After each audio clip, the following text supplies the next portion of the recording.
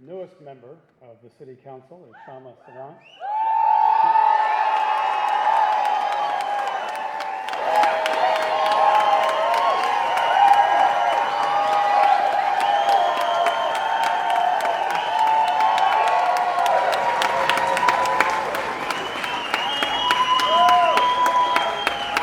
Her oath will be administered by Nicole Grant. Please raise your right hand and repeat after me.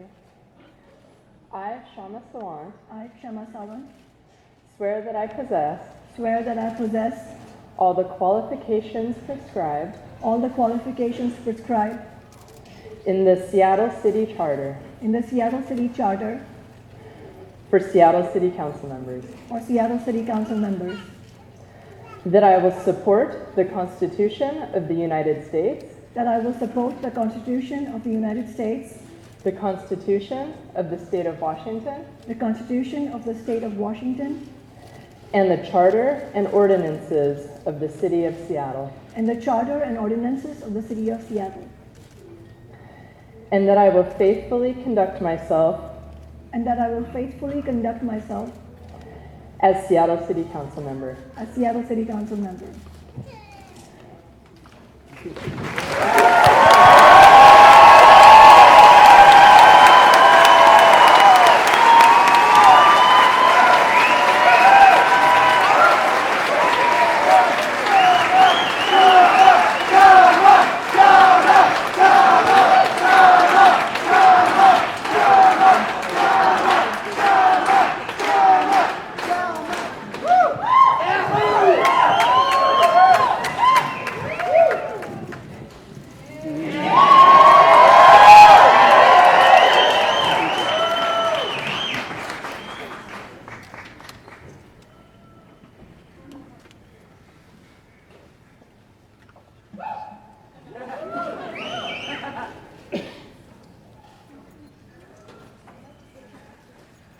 My brothers and sisters, thank you for your presence here today.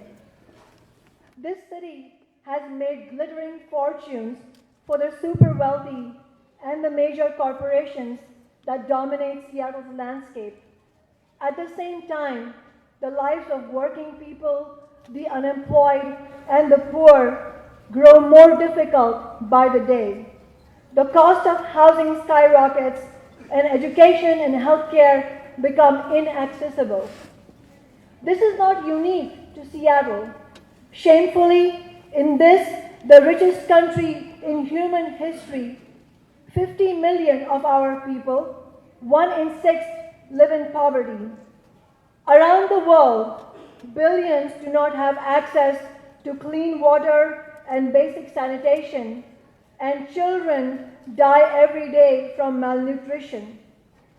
This is the result of international capitalism.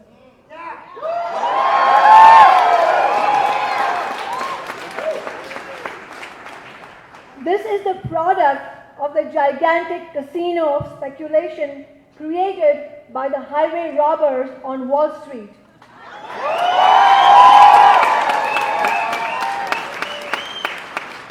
In this system, the market is God and everything is sacrificed at the altar of profit.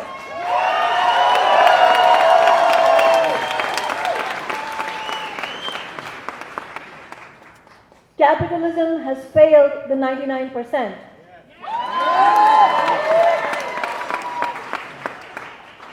Despite recent talk of economic growth, it has only been a recovery for the richest 1%, while the rest of us are falling ever farther behind. In our country, Democratic and Republican politicians alike primarily serve the interests of big business. A completely dysfunctional Congress does manage to agree on one thing: regular increases in their already bloated salaries, yet at the same time allowing the federal minimum wage to stagnate and fall further and further behind inflation. We have the obscene spectacle of the average corporate CEO getting $7,000 an hour, while the lowest paid workers are called presumptuous in their demand for just 15.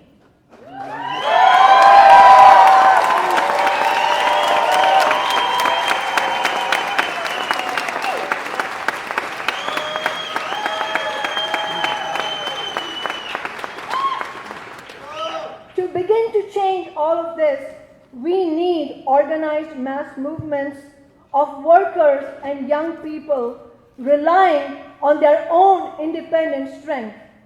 That is how we want unions, civil rights, and LGBTQ rights.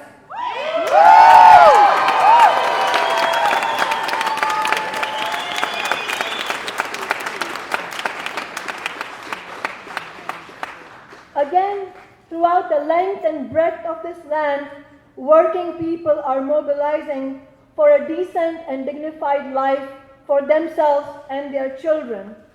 Look at the fast food workers movement, the campaigns of Walmart workers, and the heroic activism to stop the Keystone XL pipeline.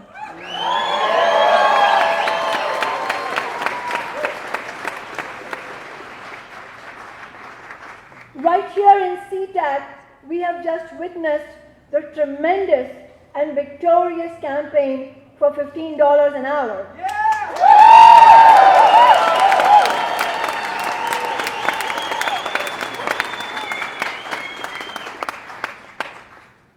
At the same time, in Lorain County, Ohio, 24 candidates ran, not as Democrats or Republicans, but as independent labor, and were elected to their city councils.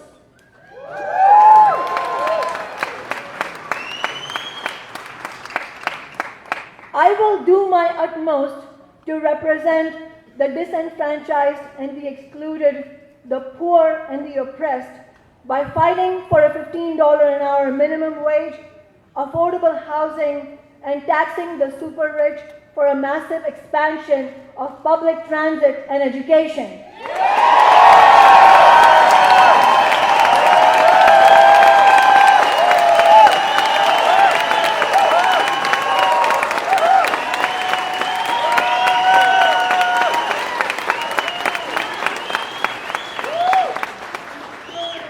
But my voice will be heard by those in power only if workers themselves shout their demands from the rooftops and organize en masse.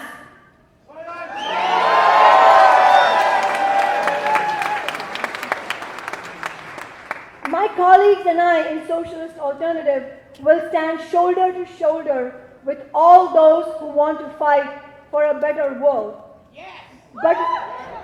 But working people need a new political party.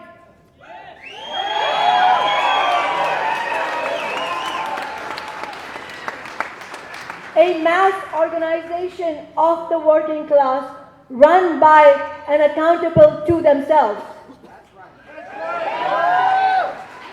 A party that will struggle and campaign in their interest and that will boldly advocate for alternatives to this crisis-ridden system.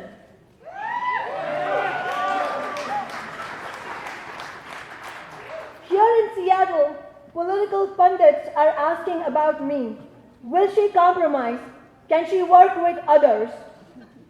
Of course, I will meet and discuss with representatives of the establishment. But when I do, I will bring the needs and aspirations of working class people to every table I sit at, no matter.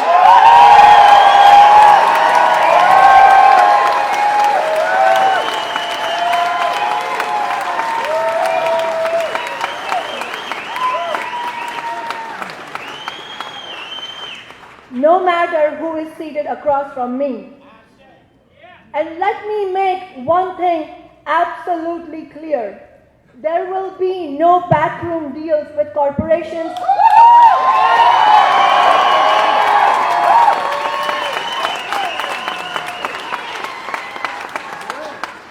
There will be no backroom deals with corporations or their political servants. There will be no rotten sellout of the people I represent. I wear the badge of socialist with honor.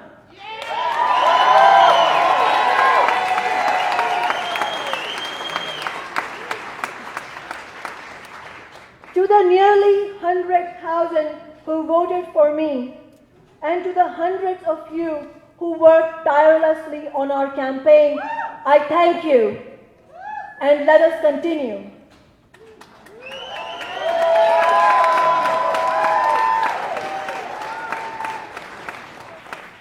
The election of a socialist to the council of a major city in the heartland of global capitalism has made waves around the world.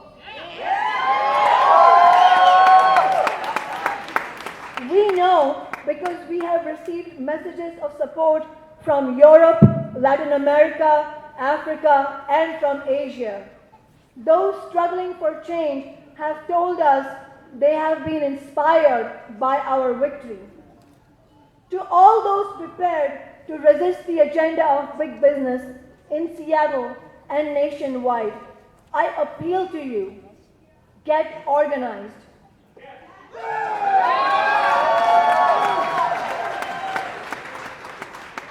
Join with us in building a mass movement for economic and social justice, for democratic socialist change, whereby the resources of society can be harnessed not for the greed of a minority, but for the benefit of all people.